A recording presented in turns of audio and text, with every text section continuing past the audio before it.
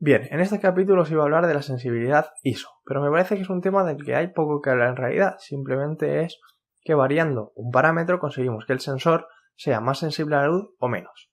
Claro, esto es un valor forzado. ¿Qué quiere decir? Que la sensibilidad no es gratuita. Cuanto más elevemos ese nivel, cuanto más alto sea el ISO, peor calidad de imagen tendremos y más ruido y más grano saldrá en nuestra fotografía. Vale, esto es el último de todos los parámetros que hay que utilizar. Cuando no podamos utilizar la velocidad de obturación porque necesitemos esa sí o sí, o bien para congelar el movimiento, o bien para dejar la estela del sujeto, si así lo queremos, o bien la apertura, si queremos tener mucha profundidad de campo o menor profundidad de campo. Si ya no podemos tocar ninguno de estos porque nuestra imagen necesitamos que sea así, sí o sí, tenemos que recurrir a la sensibilidad ISO. Vale, yo soy muy poco tolerante con el ruido, a mí no me gusta, pero sí que es cierto que dependiendo de qué imágenes, el ruido cobra menos relevancia. Quiere decir, la imagen es la imagen. Si conseguimos la imagen y esa imagen es buena, no importa el ruido. ¿Vale? Imaginaos que estuvierais cazando un momento histórico, por ejemplo, pues un refugiado saltándose una de estas vallas que impone Europa porque le sale de los cojones. Bien, pues si fuera de noche y no tuviésemos más remedio que elevar el ISO y esa imagen tuviese ruido, por ejemplo a un ISO 3200 o cosas así, pues esa imagen tendría un valor histórico y ese ruido no importaría, porque no importa tanto la nitidez ni la calidad de esa imagen, sino el propio momento en sí. Por lo tanto, hay veces donde el ISO, pues por mucho que nos fastidie la imagen o por mucho que perdamos calidad, pues la fotografía cobra incluso mucho más valor. Así que eso es lo único que puedo decir del ISO. Simplemente es un valor forzado a nuestro sensor, que antiguamente cuando las cámaras eran de película, de film, pues esa película ya estaba graduada en un valor ISO, no podíamos modificarlo. Por lo tanto, si sabíamos dónde íbamos a hacer la foto, tendríamos que calcular qué rollo comprábamos, si el de ISO 200, el de ISO 400 o según ISO si íbamos a hacer boda dentro de una iglesia, en fin. Hoy en día los sensores se pueden forzar girando la ruleta, con lo cual sí que es cierto que no es la misma calidad, no es el mismo efecto, evidentemente, pero a fin de cuentas es lo mismo. Así que esto ha sido todo. También veremos una prueba en la aplicación para ver cómo afecta en cuanto a calidad y si nos soluciona la exposición o no. Bueno, pues ahora sí, esto ha sido todo y un placer. Bien, en esta ocasión os voy a hablar de cómo influye el ISO en la fotografía. Como hemos visto, el ISO nos ayuda a calibrar o forzar la sensibilidad de nuestro sensor. Como ya sabemos, cuanto más sensible sea, peor nos va a quedar la imagen, y cuanto menos sea, pues menos luz va a captar, aunque tampoco es que vaya a dar una mejor imagen. No por usar un ISO 50 o un ISO 100 nos va a quedar mejor que usar un ISO 200 o un ISO 400. Esto depende un poco de la situación y de un montón de factores. Por lo general, sí, que lo tengáis claro. ISOs bajos mejor que ISOs altos. Pero bueno, esto dependerá también de las condiciones de luz que tengamos.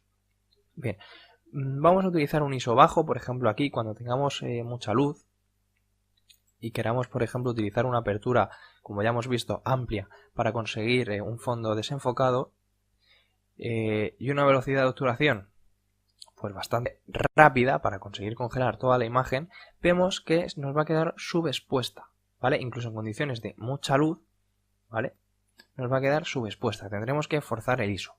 Para ello subiremos el ISO 200, vemos que la imagen se puede salvar, pero vamos a subirla un poquito más. Y a ISO 400 vemos que ya tendremos una imagen bien expuesta.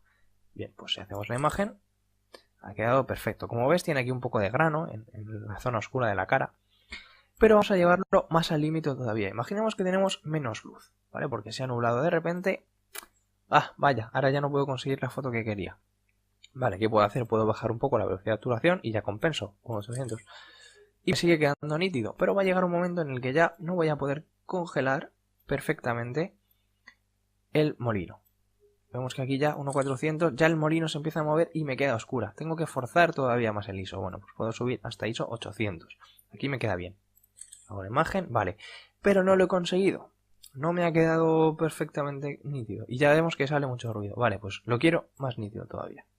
ISO 800, o sea, a ver, aquí, vale, lo pongo a 1800 y subo el ISO a 1600. Ya me ha quedado bien, esperemos que no necesite forzar más.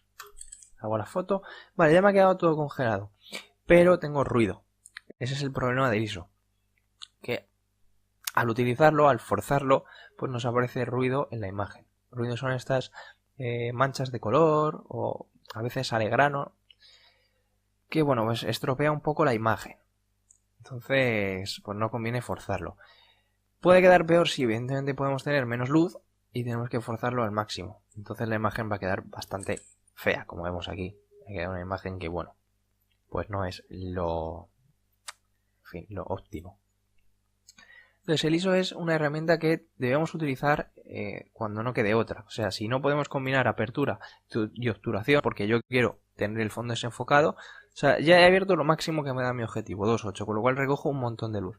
Pero claro, quiero congelar el molino, por lo tanto no puedo utilizar una velocidad de obturación lenta. Como ya vemos, si yo utilizase un 15avo de segundo, un 20avo de segundo, me podría salir perfecta la imagen sin recurrir a un ISO alto. Vale, vemos que no, sale movida. Entonces, si subo un poco el ISO a ISO 200 es bastante sensible, puedo subir un poco a 1.50, me saldría oscura, pero no creo que demasiado.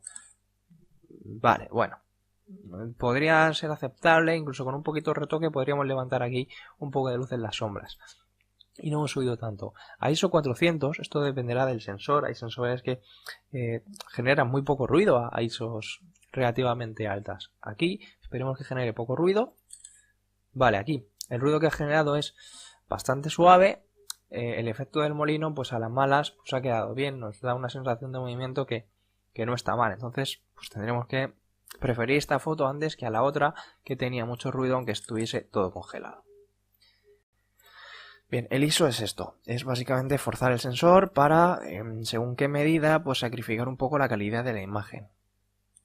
Pero yo lo sigo recomendando. Si no queda otra, siempre es la última opción. Si no podemos con apertura y tal, pues evidentemente tenemos que recurrir a ISO. Es una opción que siempre suele ser la última, pero no deja de estar ahí para situaciones en donde no nos quede otra que sacrificar un poco la calidad de imagen a cambio de tener esa toma. Bueno, pues esto ha sido todo. Espero que os haya quedado claro cómo tomar una exposición. Ya sabemos de velocidad de obturación, de apertura y de sensibilidad ISO. Con esto ya tendremos todos los ingredientes para tener una imagen bien expuesta o para desatar nuestra creatividad en diferentes situaciones. Si no ha quedado claro, pues las dudas en los comentarios, tanto en este como en los vídeos anteriores. Os invito a practicar con este simulador o con la cámara directamente, mucho mejor con la cámara. Y por cierto, en las primeras tomas las podéis hacer con los modos de prioridad, tanto de apertura como de obturación. Recuerdo, para elegir la velocidad de obturación, en Nikon es el modo S y en Canon es el modo TV. Y para elegir la apertura de diafragma, pues en Nikon es el modo A y en Canon es el modo AV. Mi recomendación, siempre manual. En Nikon no es habitual, pero me ha ocurrido mucho que mis compañeros que utilizan Canon tienen por defecto la cámara en el ISO automático. Esto, desactivarlo, buscarlo en el menú de la cámara y desactivar el ISO automático, porque ya hemos visto que nos puede subir el ISO en situaciones donde no lo queremos subir o donde no es necesario subirlo. Por lo tanto, desactivar el ISO automático y jugar con ello. Con estos tres valores, que vemos son muy sencillos de entender y muy fáciles de cambiar, podemos obtener las imágenes que queremos. Por lo tanto, os animo a probar y que paséis una feliz Navidad y una feliz vida.